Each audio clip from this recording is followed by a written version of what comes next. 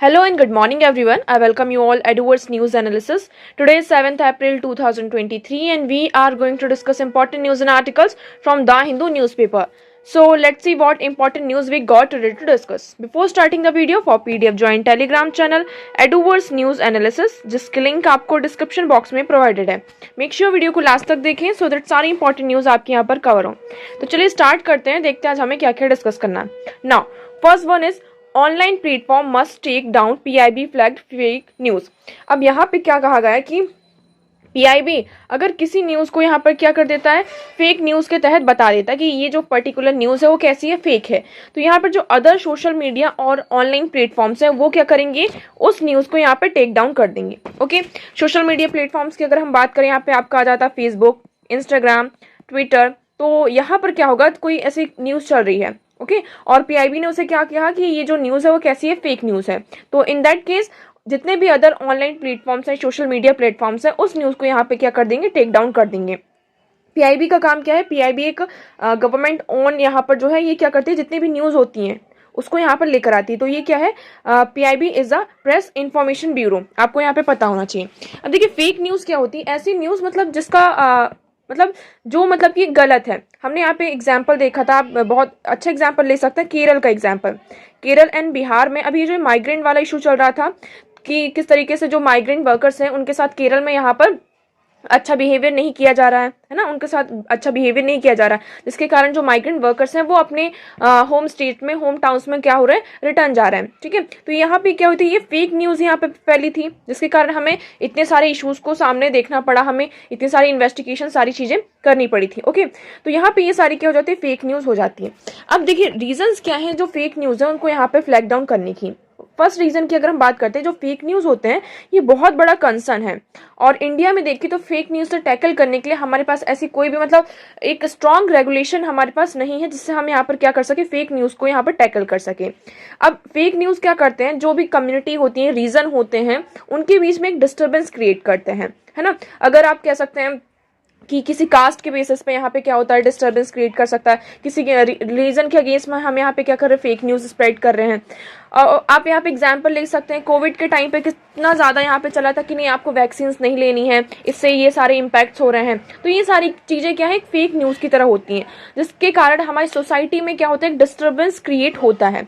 तो उसको यहाँ पर क्या करना होगा, बहुत ही अच्छे तरीके से हमें टैकल करने की जरूरत है. अब यहाँ पर क्या है, हमारा आईटी रूल है, आईटी रूल यहाँ पे 2021 है. तो देखिए इसमें कहा है, the ministry of electronics and information technology release an amendment to the IT rules 2021 to regulate online real money games where users have to risk money to play, while the ANB issues two fresh advisory warning media entities against airing advertisement of betting and gambling platforms. तो यहाँ पे अभी कुछ amendments किए जा रहे हैं IT rules 2021 में. ओके, और आईटी रूल्स 2000 जो हमारा इंफॉर्मेशन टेक्नोलॉजी एक्ट 2000 है, उसमें जो हमारा सेक्शन 79 है वो भी किससे डील करता है, इस तरीके की जो फेक न्यूज़ है उससे डील करता है. बट हमारा जो ये अभी आईटी रूल है, इसमें यहाँ पे कोई स्ट्रॉन्ग रेगुलेशन और पनिशमेंट का प्रोविजन नहीं है, है ना. तो हमें यहाँ पर देखिए अदर हम चीज़ों में देखते हैं, तो जैसे कि आप देख सकते हैं डिजास्टर मैनेजमेंट एक्ट जो है, उसमें भी एक यहाँ पर आप कह सकते हैं एक रूल है, एक लॉ है कि प्रोविजन है, जिसमें ये बताया गया कि अगर डिजास्टर मैनेजमेंट से मतलब कोई भी ऐसा डिजास्टर है, आप उसके अगेंस्ट में फेक न्यूज़ फैला रहे हैं, तो आपके लिए यहाँ पे प्रोविजन है पनिशमेंट के.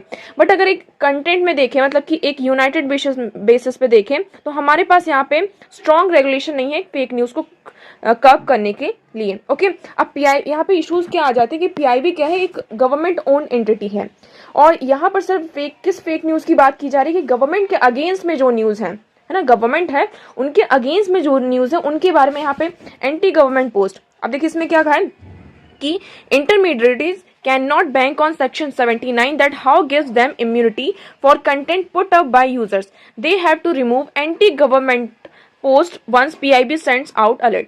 तो यहाँ पे वो पोस्ट को यहाँ पे क्या करना होगा, कट डाउन करना होगा, पुट अप करना होगा, जो कि एंटी गवर्नमेंट पोस्ट है. ओके, यहाँ पर जो अदर न्यूज है, अदर फेक न्यूज सोसाइटी में हो सकती है, किसी पॉलिटिकल किसी रिलीजन के बेसिस पे हो सकती है, किसी कास्ट के बेसिस पे हो सकती है, किसी रीजन के बेसिस पे हो सकती है. यहाँ पे कोई प्रोग्राम आ रहा है, जैसे हमने अभी देखा कोविड-19 का एग्जाम्पल लिया, उसमें जब यहाँ पे आपको क्या दिया जा रहा था, वैक्सीन दी जा रही थी उसकी क्या क्या इम्पैक्ट होते हैं, उसके लिए यहाँ पे फेक न्यूज़ फैलाई जा रही थी कि वैक्सीन आप ना लगवाएं, इससे इतने सारे इम्पैक्ट होंगे। तो इन तरीके के न्यूज़ को टैकल करने के लिए अभी हमारे लिए यहाँ पर कोई भी प्रोविज़न नहीं है। ओके, तो आई होप आपको ये पूरा क्लियर होगा। नेक्स्ट बात करते हैं, pause not pivot says Das after RBI holds policy rate at 6.5%। अब यहाँ पे मॉनेटरी पॉलिसी की क्या हुई, मीटिंग हुई है, ठीक है। इसमें हमने यहाँ पर देखा था इन्फ्लेशन रेट हमारा क्या है, अभी हाई है। इन्फ्लेशन को कंट्रोल करने के लिए क्या करते हैं जो RBI होता है, अगर हम इन्फ्लेशन की बात करते हैं, इन्फ्लेशन क्या होता है, जब हमारे मतलब जो नॉर्मल प्राइस है किसी भी चीज़ का जो प्राइस है, फॉर एग्जांपल अगर मैंने कल ये मैंने बिस्किट लिया 5 रुपीज़ का और आज इसका जो प्राइस हो गया वो कितना हो गया, 7 रुपीज़ हो गया, तो इसमें जो 2% इंक्रीज हुआ ये क्या है, इन्फ्लेशन को शो करता है। ओके, अब यहाँ पे क्या है, इन्फ्लेशन को कर्व करने के लिए मतलब हमारा जो एक टारगेट इन्फ्लेशन होना चाहिए, कितना होना चाहिए, अगर हम देखें है ना, तो 2 से 6% के बीच में होता है और आइडियल इन्फ्लेशन रेट हमारी 4% होनी चाहिए। अगर 6%, 4 से यहाँ पे ज़्यादा बढ़ती है, 6 से ज़्यादा बढ़ती है, और अगर 4 से यहाँ पे कम होती है और 2 से भी कम होती है, मिनिमम 2 होनी चाहिए और 6 मैक्सिमम यहाँ पर 6% तक इन्फ्लेशन रेट हमारी हो सकती है। अगर इससे कम या ज़्यादा होता है तो क्या होता है, RBI यहाँ पे एक्शन लेती है और यहाँ पे क्या होती है, मॉनेटरी पॉलिसी कमेटी आती है। अब देखिए यहाँ पर क्या हुआ है कि फिर से मॉनेटरी पॉलिसी कमेटी की मीटिंग हुई है और इस मीटिंग में जो हमारे रेट्स होते हैं, रेपो रेट्स की बात की जाती है, उन रेट्स को अभी यहाँ पे स्टेगनेंट किया जा रहा है। आप इस मैप को देखेंगे तो 2019 से कंटिन्यूसली जो हमारा रेट है, रेपो रेट, उसको यहाँ पे इंक्रीज किया जा रहा था इन्फ्लेशन को बढ़ाने के लिए। मई में भी थोड़ा स्टेगनेंट हुआ था 2020 में, आप सभी को पता है कि रेपो रेट को यहाँ पे इंक्रीज नहीं किया गया, क्यों, क्योंकि यहाँ पे कोविड था। बट उसके बाद से आप कंटिन्यूसली देखेंगे कि जो रेपो रेट है हमारा वो यहाँ पे इंक्रीज होता हुआ नजर आ रहा। अब यहाँ पे जो रिसेंटली यहाँ पे MPC की जो मीटिंग हुई है उसमें यहाँ पे रेपो रेट को क्या किया गया है, मतलब कि ना तो इंक्रीज किया गया है ना ही डिक्रीज किया गया है, उसमें यहाँ पे पॉज लगाया गया है। RBI ने अभी यहाँ पर ये कहा है, कमेटी के मेंबर्स ने भी ये कहा है कि हमने इसमें सिर्फ पॉज लगाया है। अगर इन्फ्लेशन हमारा यहाँ पर कम नहीं होता है, कम नहीं होता है, तो हम फिर से क्या कर सकते हैं, उसको या इंक्रीज या फिर डिक्रीज कर सकते हैं अकॉर्डिंग टू दी सिचुएशन। अब यहाँ पर इंपॉर्टेंट क्या हो जाता है, अब देखो ये जो कॉन्सेप्ट है, अब इन्फ्लेशन बढ़ क्यों रहा है, पहला सबसे बड़े क्वेश्चन ये उठता है, इन्फ्लेशन यहाँ पे क्यों इंक्रीज हो रहा है ना। तो सबसे पहला अगर हम फैक्टर देखें, फर्स्ट है Russia Ukraine war, Russia Ukraine जो कन्फ्लिक्ट है, इसके कारण यहाँ पे जो इंटरनेशनल स्फीयर में सिचुएशंस हैं इस टाइम पे, उसके कारण हो रहा है। सेकंड, आप देख सकते हैं कि लास्ट ईयर क्या होता है, बहुत ज़्यादा हीट वेव्स आई थी जिसके कारण बहुत ज़्यादा नुकसान हुआ था, उसके कारण सप्लाई साइड में यहाँ पे क्या होता है, इम्पैक्ट होता है। सप्लाई साइड से मतलब कि जो प्रोडक्शन है इंडस्ट्रीज़ का वो अच्छा नहीं है, जिसके कारण यहाँ पे इन्फ्लेशन यहाँ पर होता है। अब इसके इन्फ्लेशन को टारगेट करने के लिए एक्शन लेती है कौन, RBI, कि इन्फ्लेशन मतलब जो हमने यहाँ पे एक हमारा बेसिक आइडियल इन्फ्लेशन कितना होना चाहिए, 4% होना चाहिए, max to max 6% and minimum 2%, ना तो इससे कम ना तो इससे ज़्यादा। अगर इससे कम या ज़्यादा होता है तो फिर कौन सामने आता है, RBI आती है। RBI यहाँ पे क्या क्या एक्शन लेते हैं, यहाँ पे फिर RBI के थ्रू मॉनेटरी पॉलिसी कमेटी होती है, मॉनेटरी पॉलिसी MPC कमेटी होती है। अब MPC क्या करती है, इनका मेन एक्शन है कि मार्केट में मनी सप्लाई को हमें क्या कम करना है, मनी सप्लाई को कम करना है। इट मीन जैसे कि हमारे हाथ में जब पैसा होगा तो हम क्या करते हैं, यहाँ पे एक्सपेंड उसको ज़्यादा करते हैं। जैसे अगर मेरे पास आज 100 रुपये है तो मैं क्या करूँगी, उसको ज़्यादा से ज़्यादा खर्च करूँगी। कल मेरे पास 1000 रुपये रहेंगे तो मैं उसके अकॉर्डिंग यहाँ पे क्या करूँगी, उसको स्पेंड करूँगी। तो जब लोगों के हाथ में यहाँ पे पैसा होता है तो क्या करते हैं लोग, उसको ज़्यादा स्पेंड करते हैं। तो यहाँ पे मनी सप्लाई को कम करना है मार्केट में, इसके लिए क्या क्या एक्शन लिए जाते हैं। फर्स्ट यहाँ पे कुछ रेट्स होते हैं, उनको यहाँ पे डिफाइन किया जाता है। रेट्स की अगर हम बात करें, एक होता है रेपो रेट, दूसरा होता है यहाँ पे रिवर्स रेपो रेट, थर्ड यहाँ पे अगर हम बात करते हैं तो क्या होता है CRR एंड नेक्स्ट होता है SLR। CRR किसके पास रखा जाता है, जो SBI यहाँ पर जो अदर बैंक्स हैं वो कुछ परसेंटेज यहाँ पर किसके पास रखते हैं, RBI के पास में रखते हैं, कि इन केस ऑफ इमरजेंसी या फिर कोई यहाँ पे डिफॉल्ट हो जाता है तो उतना जो पैसा है कुछ परसेंटेज ऑफ RBI के पास रखा जाता है। और SLR यहाँ पे बैंक अपने पास खुद रखती है ना। ये दोनों इमरजेंसी के लिए प्रोविजन है कि इमरजेंसी के टाइम पर अगर कभी ऐसा कुछ डिफॉल्ट हो जाता, किसी पर्सन ने यहाँ पे लोन लिया और उसको यहाँ पे रीपे नहीं किया, तो इन दैट कंडीशन यहाँ पे कुछ परसेंटेज रखा जाता है जिससे कि ऐसे सिचुएशन पर डिफॉल्ट हो तो हम उससे सामने उसको फेस कर सकें। तो SLR बैंक खुद के पास रखती है और CRR RBI के पास रखा जाता है। अब रेपो रेट होता है, दूसरा होता है reverse repo rate. Repo rate में यहाँ पे क्या करती है, RBI क्या करती है, RBI यहाँ पर जो SBI है और जो अदर बैंक्स हैं उनको यहाँ पे लोन प्रोवाइड करती है, पैसा देती है, बट जो इंटरेस्ट रेट होता है वो हाई कर देती है। यहाँ पर क्या होता है, आरबीआई आपको क्या कर रही है, किसी जो अदर बैंक से, एसबीआई जो अदर बैंक से, उनको यहाँ पे मनी प्रोवाइड किया जा रहा है। बट ये जो मनी प्रोवाइड किया जा रहा है उसका जो रेट है, इंटरेस्ट रेट है, उसको हाई किया जाता है। अब देखिए, जब एसबीआई को ही interest rate, high interest rate पे पैसे मिल रहे हैं, तो जब एसबीआई किसी अदर लेंडर्स को यहाँ पे देंगे, जो अदर सिटीजन से उनको यहाँ पे पैसे देंगे, तो जब उनको यहाँ पे हाई रेट पे मिला तो वो भी यहाँ पे उसी रेट से थोड़ा अपना 1-2% इंक्रीज करके ही दूसरों को यहाँ पे देंगे, है ना, क्योंकि उनको अपना प्रॉफिट निकालना है। तो वो यहाँ इस केस में क्या होता है, रिवर्स रेपो रेट में आरबीआई इंटरेस्ट रेट बढ़ाता है। रिवर्स रेपो रेट सेम है, इसमें एसबीआई से क्या किया जाता है, फॉर एग्जांपल ये एसबीआई है और ये आरबीआई है, यहाँ से आरबीआई पैसा ले लेती है। आरबीआई क्या करती है, पैसा लेती है, और जब एसबीआई पैसा ले लेती है तो एसबीआई के पास यहाँ पे पैसों की कमी होगी, है ना, जो कुछ यहाँ पे बॉन्ड्स दिए जाते हैं। अब एसबीआई कैसे पैसा लेती है, जैसे कि एसबीआई अगर यहाँ पे पैसा दे रही है, रेट अभी मान लो चल रहा है, इंटरेस्ट रेट 3% चल रहा है, जस्ट एग्जाम्पल की 3% अभी इंटरेस्ट रेट यहाँ पर चल रहा है। अब यहाँ पर अगर हम दूसरे पर्सन को यहाँ पे लोन दे रहे हैं तो 3% पे दे रहे हैं, बट आरबीआई ने इसे क्या किया कि 6% रेट पर क्या कर लिया, ले लिया। आरबीआई ने जो पैसे थे एसबीआई से क्या कहा कि आप हमें 6% पे दे दो, तो आप किसकी तरफ जाएंगे, 3% पर या फिर 6% पे, तो 6% पे हम जाएंगे। तो इस कंडीशन में भी क्या होता है, जो मनी सप्लाई, मार्केट में जो मनी है उसको आरबीआई अपने अंदर ले लेता है। मनी सप्लाई को कम करने के लिए आरबीआई मार्केट से पैसा अपने पास ले लेता है। तो ये होता है हमारा रिवर्स रेपो रेट। तो ये सारी रेट्स जो होते हैं कौन डिफाइन करता है, मॉनेटरी पॉलिसी कमेटी डिफाइन करती है। आप देख सकते हैं, अब ये हमारे लिए इंपॉर्टेंट हो जाती है। ये कमेटी कब बनी थी, Reserve Bank of India Act 1934 was amended the Finance Act India 2016 to constitute MPC।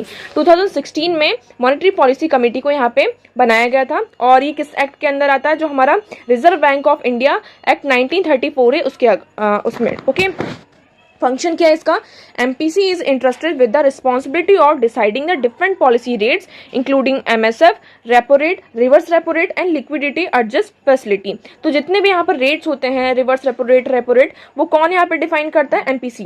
Composition की बात करें तो इसमें इस कमेटी में 6 मेंबर्स होते हैं। इसमें से अगर कुछ जो 3 मेंबर्स होते हैं वो गवर्नमेंट नॉमिनेट करती है। No government official will be nominated to the MPC.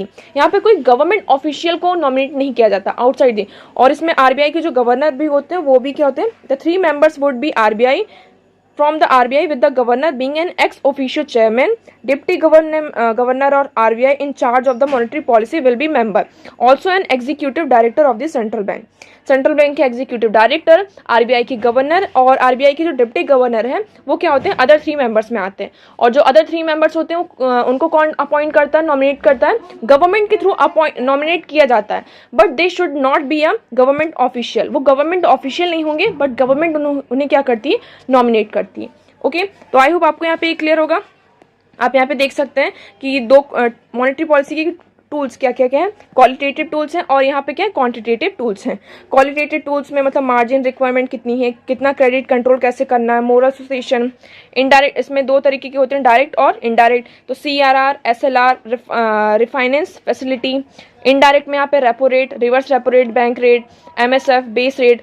तो इन सारी चीज़ों को क्या करता है, मॉनेटरी पॉलिसी के थ्रू रेट्स को यहाँ पे डिफाइन किया जाता है। ओके, तो आई होप आपको यहाँ पे सारी चीज़ें क्लियर होंगी। नेक्स्ट मूव करते हैं। Next article is if governors withhold not it means bill is dead. अब आप सभी को पता है गवर्नर और ये एग्जीक्यूटिव के बीच का जो टसल चल रहा है वो कंटिन्यूसली यहाँ पर है। हमने यहाँ पे बहुत सारे केसेस भी देखे कि जो गवर्नमेंट को यहाँ पे असेंबली यहाँ पे बिल पास करती है और गवर्नर के पास यहाँ पे फाइनल एसेट के लिए भेजा जाता है। गवर्नमेंट को वहाँ पे अपनी क्या देनी पड़ती है, एसेंट देना पड़ता है, मंजूरी देनी पड़ती है उस बिल में। अब हमारे पास यहाँ पर क्या है, आर्टिकल 200 आर्टिकल क्या कहता है, इसके बारे में हम पहले देख लेते हैं कि गवर्नमेंट क्या क्या एक्शन ले सकता है। तो गवर्नमेंट यहाँ पर क्या करता है, आर्टिकल 200 के अंडर गवर्नमेंट के पास ही पावर है, पहला कि वो क्या करें, बिल को एसेंट दे अपना, मतलब कि उसकी मंजूरी दें बिल को। सेकंड, यहाँ पे क्या कर सकते हैं, विद होल्ड कर सकते हैं, बिल को विद होल्ड कर सकते हैं। इट मीन्स मतलब उनको बिल मतलब अच्छा नहीं लगा, मतलब जो प्रोविजंस है बिल के वो अच्छे नहीं लगे, उन्होंने क्या कर दिया, वापस भेज दिया बिल को। तो इस कंडीशन में जो बिल होता है वो आप एक तरीके से ऐसे कर सकते हैं कि बिल पूरी तरीके से कट डाउन हो गया है।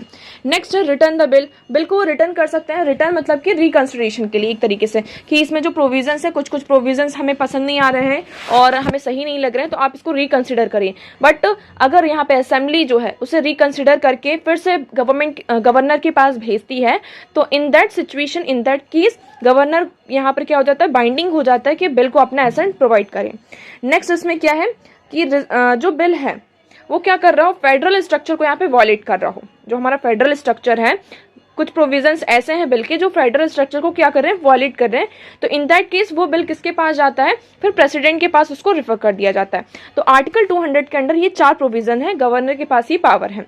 बट यहाँ पर क्या किया जा रहा है, यहाँ पर केस क्या आ रहा है कि बिल जो है असेंबली से पास हो रहा है और गवर्नर उसे विदहोल्ड नहीं कर रहे हैं, उसको अपने पास रख रहे हैं, ना तो उसमें अपनी एसेंट दे रहे हैं और ना ही उसको मतलब क्या कर रहे हैं, वापस भेज रहे हैं, रिटर्न कर रहे हैं। तो इस कंडीशन में इसको क्या कहा जा रहा है कि Tamil Nadu governor R.N. Ravi said Thursday that if a governor withhold assent to a bill pass by the assembly it means the bill is dead. अगर विदहोल्ड करते हैं तो उसका मतलब होता है कि बिल कैसा हो चुका है, डेड हो चुका है। हमने यहाँ पे केस भी देखा कि तमिलनाडु की गवर्नमेंट ने यहाँ पे गवर्नर के अगेंस्ट में सुप्रीम कोर्ट में यहाँ पे पिटीशन भी फाइल करी थी कि यहाँ पे 9 से ज़्यादा क्या है बिल को यहाँ पे भेजा जा चुका है, असेंबली से पास किया जा चुका है और गवर्नर के पास है, बट गवर्नेंस में कोई भी अपनी जो एसेंट है, कोई भी एक्शन उन बिल्स पर नहीं लिया जा रहा है। अब हम वे फॉरवर्ड की बात करते हैं कि इस तरीके की जो चीज़ें हैं, रिफॉर्म्स, इसमें हम क्या कर सकते हैं, गवर्नर में हम क्या कर सकते हैं। रीजंस की अगर बात करें, इस तरीके से अगर बिल पर एक्शन नहीं लिया जाएगा तो क्या होगा, ये यहाँ पर कोई भी डिसीजन नहीं लिया जा रहा है, नो डिसीजन इज टेकिंग, कोई भी डिसीजन नहीं ले रहा है। तो स्टेट गवर्नमेंट ये क्लेम करती है कि जो स्टेट गवर्नमेंट है उनकी फंक्शनिंग पर यहाँ पर क्या हो रहा है, इम्पैक्ट पड़ रहा है। दूसरा अगर हम बात करें कि स्टेट गवर्नमेंट ये कहती है कि जो सेंटर गवर्नमेंट के गवर्नर जो हैं वो क्या सेंटर गवर्नमेंट के एजेंट्स हैं और वो इस तरीके से, और हम क्या है, इलेक्टेड गवर्नमेंट है, तो हमारी जो इलेक्टेड गवर्नमेंट है उसको क्या कर रही है, इसको वॉलेट कर रही है। डेमोक्रेसी की जो प्रोविजन है, इलेक्ट्रिसिटी मतलब जो इलेक्शन है, डेमोक्रेसी का ये जो प्रोविजन है उसको क्या किया जा रहा है, वॉलिड किया जा रहा है। यहाँ पर गवर्नर की कोई क्वालिफिकेशंस डिफाइन नहीं है हमारे कॉन्स्टिट्यूशन में जिसके तहत हम ये कर सके कि हाँ ये गवर्नर होने चाहिए। यहाँ पर सेंटर क्या करती है, जो यूनियन गवर्नमेंट होती है, अपना ही कोई पर्सन जो पॉलिटिकल पार्टी का लीडर होता है, कुछ भी उन्हें क्या कर देते हैं, एज अ गवर्नर अपॉइंट किया जा सकता है। अब रिफॉर्म की बात की जाए तो इसमें कहते हैं कि हम क्या कर सकते हैं, गवर्नर की जो पोजीशन है, कॉन्स्टिट्यूशनल पोजीशन है, इसमें हम रिफॉर्म कर सकते हैं। कैसा रिफॉर्म, पहले हम क्वालिफिकेशन जो है उनकी, जो कॉन्स्टिट्यूशन में बिल्कुल भी डिफाइन नहीं है, तो क्वालिफिकेशंस में यहाँ पे क्या किया जा सकता है, चेंजेस किए जा सकते हैं, जिसमें सिर्फ 2 क्वालिफिकेशंस हैं, he should be a citizen of India, और सेकंड इसमें है कि उनकी जो एज होनी चाहिए 35, he should be A 35 years. तो यहाँ पे सिर्फ 2 क्वालिफिकेशंस हैं जिसके तहत यहाँ पे इस तरीके के जो कॉन्फ्लिक्ट्स हमें देखने को मिल रहे हैं। सेकंड, इसमें कोई रिमूवल प्रोसेस नहीं है ना, रिमूवल प्रोसेस नहीं है। जैसे कि फॉर एग्जांपल अभी इस टाइम पे अगर हम बात करते हैं, बीजेपी गवर्नमेंट है, तो हर बीजेपी गवर्नमेंट अगर उन्हें ऐसा लगता है कि ये जो गवर्नर है किसी दूसरी पार्टी से बिलोंग करते हैं, तो वो उनको क्या कर देते हैं, रिमूव कर देते हैं या फिर उनका ट्रांसफर कर दिया जाता है। तो यहाँ पे कोई रिमूवल प्रोसेस नहीं, तो हमें यहाँ पे एक स्ट्रॉन्ग रिमूवल प्रोसेस लेकर आनी होगी। नेक्स्ट अगर हम बात करें तो जो अपॉइंटमेंट प्रोसेस है उसके लिए भी हम क्या कर सकते हैं, उसमें इंप्रूवमेंट कर सकते हैं, या फिर अपॉइंटमेंट कमेटी या फिर कोई एक ऐसा पैनल बना सकते हैं जो सिर्फ गवर्नर्स का ही क्या करे, अपॉइंट करें। तो ये हमने रिफॉर्म्स की बात कर ली कि गवर्नर की जो पोजीशन है, ये जो पोजीशन है, इसमें हम किस तरीके से रिफॉर्म कर सकते हैं और इनकी फंक्शनिंग को इंश्योर कर सकते हैं। ओके, नेक्स्ट मूव करते हैं। Next article is open justice. अब इसमें क्या हुआ है कि आप एक मलयालम का एक न्यूज़ चैनल है, इसमें देखिए मलयालम का न्यूज़ चैनल है क्या, मीडिया वन। यहाँ पर क्या हुआ है, इस न्यूज़ चैनल की अगर हम बात करें तो कुछ दिनों पहले इनका जो लाइसेंस है उसको यहाँ पे कैंसिल कर दिया गया, किसके द्वारा, गवर्नमेंट के द्वारा।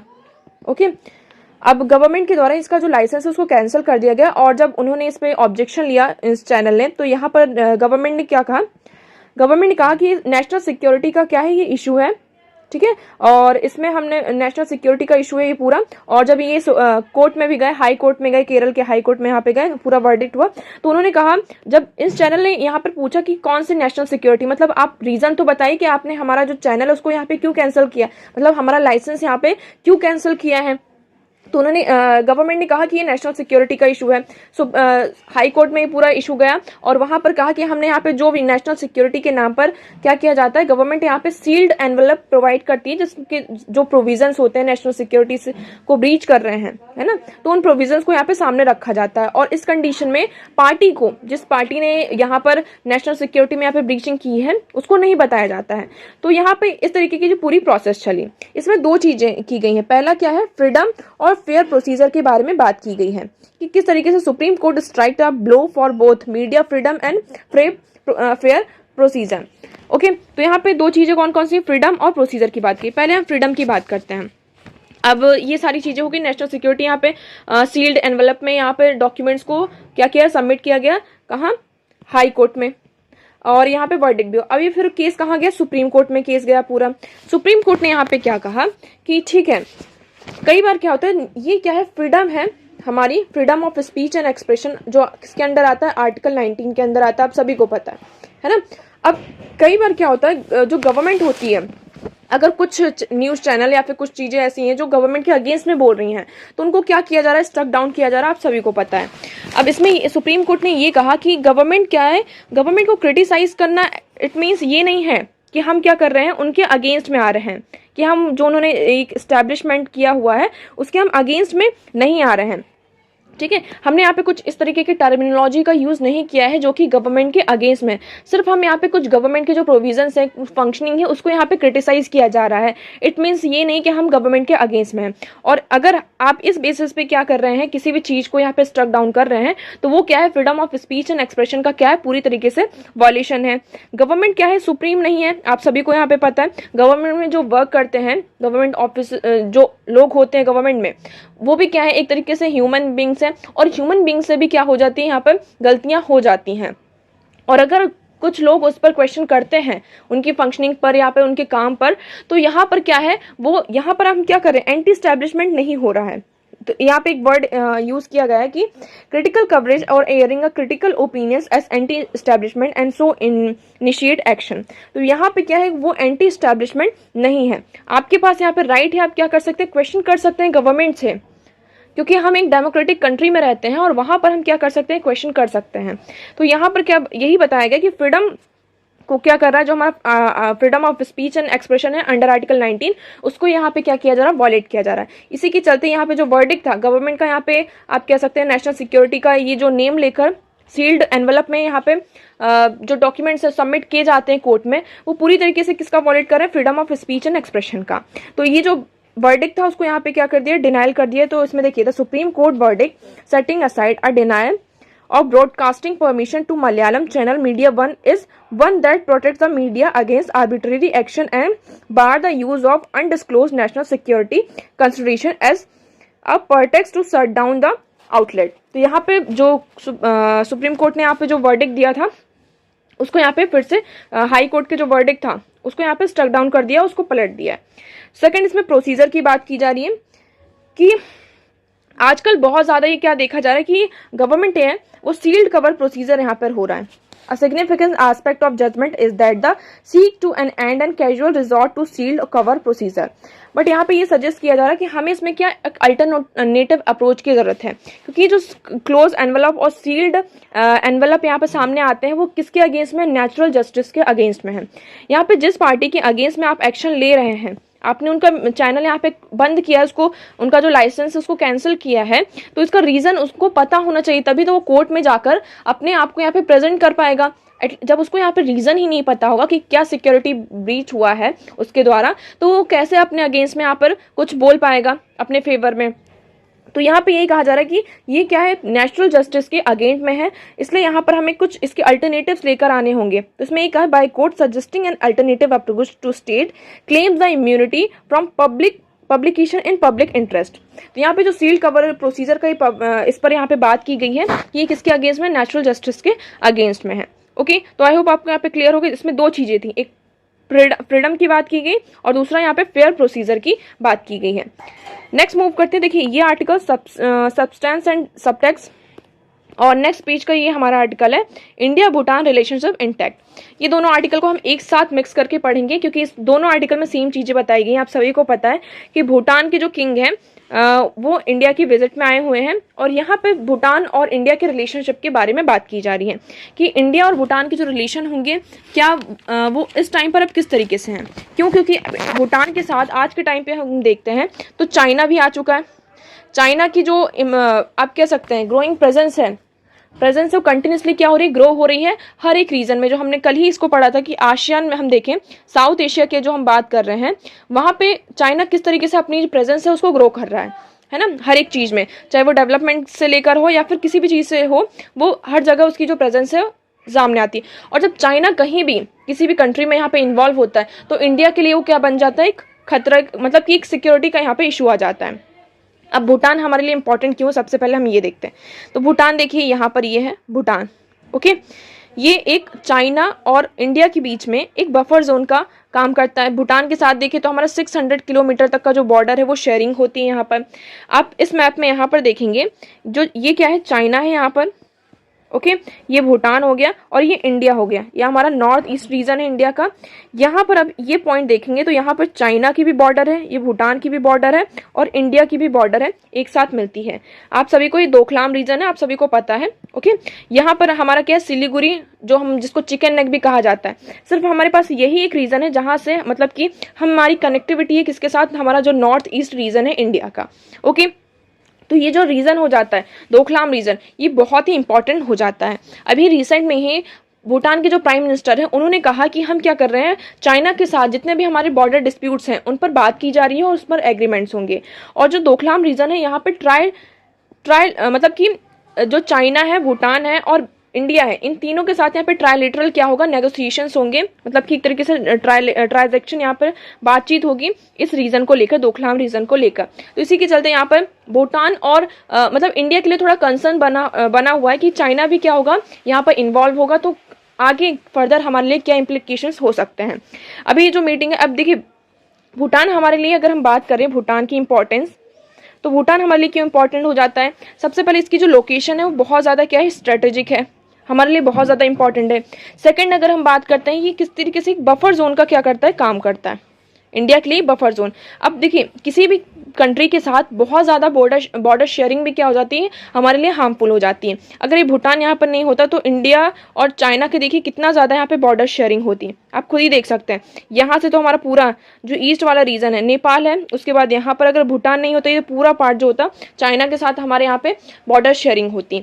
तो ये कभी कभी जो बहुत ज़्यादा लंबे समय आप कहते हैं कि बॉर्डर शेयरिंग होना गुड है, अच्छा है, बट बहुत ज़्यादा बॉर्डर शेयरिंग के कारण यहाँ पे डिस्प्यूट्स भी होते हैं। आप सभी को पता है एक्साई चीन में हमारे डिस्प्यूट्स चल रहे हैं, दोकलाम रीजन में, और यहाँ पे अरुणाचल प्रदेश में भी हमारे क्या चल रहे हैं, कंटिन्यूसली चाइना के साथ यहाँ पे डिस्प्यूट्स चल रहे हैं, ओके। तो हमने यहाँ पे देखा ये किस तरीके का काम करता है, buffer zone, as a buffer zone यहाँ पर होता है।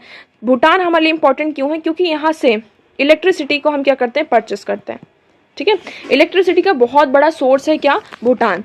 आप नेक्स्ट करते हैं, हमारे यहाँ पे कल्चरल क्लोज रिलेशन भी हैं भूटान के साथ, आप सभी को पता है, ठीक है। बट ये सारी चीज़ें क्या हैं, हमारे लिए इतनी ज़्यादा इंपॉर्टेंट नहीं हो जाती। चाइना अब क्या कर रहा है, कंटिन्यूसली यहाँ पे भूटान में इन्वेस्टमेंट कर रहा है, यहाँ पे मॉडर्न टेक्नोलॉजीज को लेकर आ रहे हैं। आप यहाँ पे देख सकते हैं कि कंटिन्यूसली यहाँ पे कनेक्टिविटी को स्टैब्लिश करने की बात की जा रही चाइना के थ्रू। अब यहाँ पे जो हमारे क्लोज रिलेशन है, कल्चरल रिलेशन कभी कभी काम नहीं आएंगे। हर एक कंट्री चाहती है कि वो क्या करे, ग्रो करें इकोनॉमिकली, टेक्नोलॉजिकली, और वहाँ पर क्या हो, डेवलपमेंट हो। अब सबसे बड़ा अगर हम चाहते हैं कि हम यहाँ पे क्या करें, चाइना में भूटान में इन्वेस्टमेंट करें, है ना, इन्वेस्टमेंट की बात की जा रही है। हम यहाँ पे वेरियस इंफ्रास्ट्रक्चर प्रोजेक्ट्स भी लेकर आ रहे हैं, बट चाइना हमें पीछे क्यों छोड़ देता है, क्योंकि चाइना जो है उसका जो काम है वो बहुत जल्दी होता है। हम यहाँ पे जो डिकेड्स की काम है, चाइना क्या करता है, डिकेड्स के काम यहाँ पर ईयर्स में कंप्लीट कर देता है। जिसको यहाँ पर 10 साल या फिर 20 साल लग रहे हैं किसी भी काम करने के, तो उसको वो 4 या 5 साल में क्या कर देता है, कंप्लीट कर देता है। और इंडिया की बात करते हैं तो इंडिया ईयर्स के जो काम होते हैं उसमें डिकेड्स लगा देता है, सबसे बड़ा ये रीज़न है। तो इस तरीके से यहाँ पे हम देख रहे हैं कि जो चाइना है वो कंटिन्यूसली क्या कर रहा है, भूटान रीजन में उसकी जो प्रेजेंस है वो उसकी ग्रोथ हो रही है। बट हमें यहाँ पे इंश्योर करना होगा कि भूटान हमारे लिए बहुत ज़्यादा इंपॉर्टेंट है और उसके साथ जो हमारे रिलेशन है। अब देखिए भूटान को भी पता है कि भूटान इंडिया के लिए स्ट्रेटेजिकली कितना ज़्यादा इंपॉर्टेंट है ना। तो यहाँ पर हम नेक्स्ट फर्दर देखेंगे कि क्या implications निकल कर आते हैं। आप यहाँ पे देख सकते हैं कि hydro electricity has become one of the biggest revenue earners for the Bhutan which makes Bhutan the country with the highest per capita income in south Asia today. Hydro electricity जो है भूटान का ये बहुत बड़ा रेवेन्यू सोर्स है। हम भी इंडिया भी क्या करते हैं, देखिए where India buys power generated in Bhutan, India भी क्या करता है, जो भूटान में ये पावर जनरेट होता है उसको यहाँ पे क्या करता है, परचेस करता है, बाय करता है। और इसी कारण साउथ एशिया रीजन में हाईएस्ट पर कैपिटा कंट्री है भूटान। ओके, तो हमने यहाँ पे देख लिया भूटान हमारे लिए क्यों इतना ज़्यादा इंपॉर्टेंट है। नेक्स्ट मूव करते हैं। Next article is why Japan circumventing sanctions on Russian oil. अब यहाँ पे क्या हो रहा है कि जापान क्या कर रहा है, जैसे कि रशिया यूक्रेन यहाँ पे कॉन्फ्लिक्ट जब से स्टार्ट हुआ है उसके बाद से रशिया के ऊपर बहुत सारे सैंक्शंस लगाए गए हैं, आप सभी को पता है, ठीक है। और जो सबसे बड़ा आप देख सकते हैं जो रशिया है वो यहाँ पे ऑयल की यहाँ पे क्या करता है, आप सभी को पता है, और रशिया से हम बहुत सारी जो कंट्रीज हैं वो ऑयल को इंपोर्ट करती हैं। बट यहाँ पर क्या किया गया है, जो ऑयल है रशियन ऑयल पर यहाँ पे एक प्राइस गैप पुट किया गया है कि $60 पर बैरल यहाँ पे प्राइस इंपोर्ट किया गया है वेस्ट के द्वारा। बट जो जापान है और जो अदर कंट्रीज में आप ले सकते हैं, इंडिया के एग्जांपल ले सकते हैं, यहाँ पे जो प्राइस गैप यहाँ पे पुट किया गया है उससे ज़्यादा रेंज पर हम क्या कर रहे हैं, रशिया से ऑयल परचेस कर रहे हैं। वेस्ट ने यहाँ पे क्या किया है, $60 मतलब कि $60 पर बैरल यहाँ पे प्राइस गैप पुट किया है, इम्पोज किया है। बट हम क्या करें, जापान इवन इंडिया यहाँ पर क्या कर रहे हैं कि जो प्राइस है, ये जो कैप यहाँ पे पुट किया गया वेस्ट के द्वारा, उससे ज़्यादा में हम क्या कर रहे हैं, उससे ऑयल परचेस कर रहे हैं। अब ऐसा क्यों किया जा रहा है, देखिए तो हमने अभी रिसेंट में कल परसों एक न्यूज़ डिस्कस करी थी कि ओपेक और जो रशिया है उन्होंने क्या डिसाइड किया है कि वो क्या करेंगे, ऑयल का जो आउटपुट है उसका जो प्रोडक्शन है उसको कम कर देंगे। जब प्रोडक्शन कम कर देंगे तो ऑटोमेटिकली जो ऑयल के प्राइस है वो क्या हो जाएंगे, इंक्रीज हो जाएंगे, बढ़ जाएंगे। और जब इंक्रीज हो जाएंगे, प्राइस बढ़ जाएंगे, तो यहाँ पे जो प्राइस गैप यहाँ पे पुट किया गया है उसका यहाँ पर कोई भी इम्पैक्ट नहीं पड़ेगा। तो इसमें देखिए एक है कि Japan decision to purchase oil above the price cap brings the for the strong incentives facing countries to subvert the West $60 per barrel price cap. On Monday, OPEC and Russia decided to cut their oil output by 3.66 million barrel per day, sending oil price soaring 6%। तो इससे क्या हो रहा है कि 6% हमें क्या देखने को मिला है, ऑयल प्राइस पर यहाँ पे राइज देखने को मिला है। ओके, आई होप यहाँ पे सारी चीजें आपको क्लियर होंगी। नेक्स्ट मूव करते हैं। नेक्स्ट यहाँ पे MHA ministry of home affairs recommend CBI प्रॉब्स against Oxfam India for FZRA violation. Okay, Oxfam India क्या है, एक NGO है, आप सभी को यहाँ पे पता होगा। ऑक्सफैम इंडिया यहाँ पर क्या है, एक NGO है। इसका क्या किया गया है कि जो लाइसेंस है, अगर हम देखें फॉरेन कंट्रीब्यूशन रेगुलेशन एक्ट के अंडर यहाँ पे जितने भी NGOs होते हैं, ये इमरजेंसी के टाइम पर ये एक्ट आया था, तो जितने भी यहाँ पे NGOs होते हैं उनको क्या होती है, बाहर से फंडिंग होती है। फंडिंग इनकी कहाँ से होती है, आउटसाइड होती है, और इवन कंट्री से भी डोमेस्टिकली भी होती है, बट ज़्यादातर जो फंडिंग इनको मिलती है वो आउटसाइड से मिलती है, बाहर से मिलती है। तो यहाँ पे उस फंडिंग को रेगुलेट करने के लिए इस एक्ट को लेकर आया गया था 1976 में, foreign contribution regulation act 1976, FCRA act 1976। Okay, कि यहाँ पर किस NGO को, जितने भी NGO यहाँ पे रजिस्टर्ड है, उनको फंडिंग यहाँ पे कहाँ से और कितनी फंडिंग आ रही है, ठीक है, ये सारी चीजें हुई। अब ये जो ऑक्सफैम इंडिया है, ये एक NGO है। इसमें क्या हुआ है कि 2021 में देखा गया कि इसका जो लाइसेंस है उसको रिन्यू नहीं किया गया है। और ये जो एक्ट है इसके अंदर ये भी प्रोविजन है कि हर एक 5 ईयर्स में जितने भी NGOs उनको अपना जो लाइसेंस है उसको रिन्यू करवाना होगा। बट 2021 में हमने क्या देखा कि जो मतलब कि ऑक्सफैम ये NGO है, 2021 में इसका जो लाइसेंस है उसको रेन्यू नहीं किया गया था। अब जब लाइसेंस रेन्यू नहीं किया गया, इट मीन्स आप किसी भी बाहर से जो फंडिंग आ रही है उसको यहाँ पर रिसीव नहीं कर सकते। बट ये जो ऑर्गेनाइजेशन है ना, वो कंटिन्यूसली क्या कर रहा था, यहाँ पे बाहर से फंडिंग को यहाँ पे रिसीव कर रहा था। इसी के चलते यहाँ पे इंक्वायरी बैठाई गई है और CBI को इसको, ये जो पूरा केस है किसको दे दिया गया है, CBI को दे दिया गया है। ओके, अब देखिए हमारे यहाँ पे इंपॉर्टेंट हो जाता है क्या, FCRA क्या है, फॉरेन कंट्रीब्यूशन रेगुलेशन एक्ट। ये कब आया था, इमरजेंसी के टाइम पर। यहाँ पर जो बहुत सारे NGOs थे तो उनको यहाँ पे देखने के लिए कि उनकी जो फंडिंग है बाहर से कितनी कैसी आ रही है, तो 1976 में इस एक्ट को लेकर आया गया था। इसका ऑब्जेक्टिव है, इट रिक्वायर्स एवरी पर्सन और NGO wishing to receive foreign donation to be registered under the act to open a bank account for the receipt of the foreign fund to utilize those fund only for the purpose for which they can have received। तो उसका main objective यही है कि जो भी NGO ये wish करते हैं कि उन्हें बाहर से डोनेशन मिले, तो उन्हें क्या करना होगा, इस एक्ट के अंदर रजिस्टर करना होगा, पहली चीज। दूसरी चीज इसमें क्या है कि आपके जितने भी यहाँ पे मेंबर्स हैं, ऑर्गेनाइजेशन में जितने भी मेंबर्स हैं, उनका आधार लिंक होना चाहिए, एसबीआई में आपका अकाउंट होना चाहिए, फंडिंग यहाँ पे फॉरेन फंड्स आप जिस पर्पस के लिए रिसीव कर रहे हैं उसका सिर्फ यूज उसी चीज में होना चाहिए, not for the personal purpose, है ना। जैसे कि आप एजुकेशन पर्पस के लिए यहाँ पे डोनेशन रिसीव कर रहे हैं, तो आप उसका यूज सिर्फ डोनेशन पर्पस के लिए ही कीजिए, आप उसका पर्सनल यूज मत कीजिए, है ना। इसमें 2 बार अमेंडमेंट्स भी हो चुके हैं। 2010 में एक बार अमेंडमेंट हुआ था जिसमें it was amended in 2010 to consolidate the law, जितना भी लॉ था उसको कंसोलिडेट करने के लिए, और कहाँ पे प्रोविजन लगाने, प्रोहिबिट करना है उसका यूज एक्टिविटीज को, उस यहाँ पे 2010 में हुआ था। और 2020 में भी इसको क्या किया गया है, अमेंड किया गया है। तो हमारे लिए इंपॉर्टेंट कौन सा हो जाता है, 2020 वाला। ओके, तो आई होप आपको ये क्लियर होगा। नेक्स्ट मूव करते हैं। Next article is loss in wheat production is minimal says centre. आप सभी को पता है क्लाइमेट चेंज हो रहा है, और हमने नॉर्थ रीजन में, अगर नॉर्थ इंडिया की बात करें तो यहाँ पे कितनी ज़्यादा रेनफॉल हो रही है ना, बारिश के कारण। इसका सबसे बड़ा इम्पैक्ट इस पर पड़ रहा है हमारे फार्मर्स पर, और जो हमारी क्रॉप्स है उन पर इसका सबसे बड़ा इम्पैक्ट देखने को मिल रहा है। तो नुकसान की बात करें, जो वीट क्रॉप्स है उसको सबसे ज़्यादा नुकसान हुआ है, बट जो फार्मर्स है वो ये कह रहे हैं, इवन जो फार्मर ऑर्गेनाइजेशन है उन्होंने ये डिक्लेयर किया है कि वीट क्रॉप्स में क्या हुआ, बहुत ज़्यादा क्या हुआ, लॉस हुआ है ड्यू टू रेनफॉल। बट यहाँ पे जो मिनिस्ट्री ऑफ होम अफेयर्स है उन्होंने ये कहा, फूड सेक्रेटरी मतलब union food secretary Sanjeev Chopra ने ये कहा कि हमारा जो मेन टारगेट था इस साल का, कि कितना था इस सीज़न में, जो राबी सीज़न है इसमें हम सिर्फ 112 टन का हमारा मेन टारगेट था। तो इसको देखते हुए मतलब हमें इतना ज़्यादा लॉस नहीं हुआ है। ओके, मतलब जो लॉस हुआ है वो वीट के प्रोडक्शन में वो कैसा है, मिनिमल है। सबसे ज़्यादा यहाँ पे जो नुकसान है आप देख सकते हो, पंजाब, हरियाणा, मध्य प्रदेश, यहाँ पे ये जो वीट ग्रोइंग स्टेट्स हैं यहाँ पर हमें क्या देखने को मिला, बारिश हो रही है, और जिसके कारण जो फार्मर्स है वीट क्रॉप्स उसको बहुत ज़्यादा यहाँ पे क्या हुआ है, नुकसान हुआ है, लॉस हुआ है। ओके, तो आई होप आपको यहाँ पे सारी चीज़ें क्लियर होंगी। वीडियो कैसा लगा कमेंट सेक्शन में आप ज़रूर बताइएगा। आज इतने ही आर्टिकल थे जो हमें डिस्कस करने थे। और पीडीएफ अगर आपको इस एनालिसिस की पीडीएफ के लिए आप ज्वाइन कर सकते हैं हमारा Telegram channel Eduverse news analysis. Okay, so that's for all today. Thank you so much for discussion.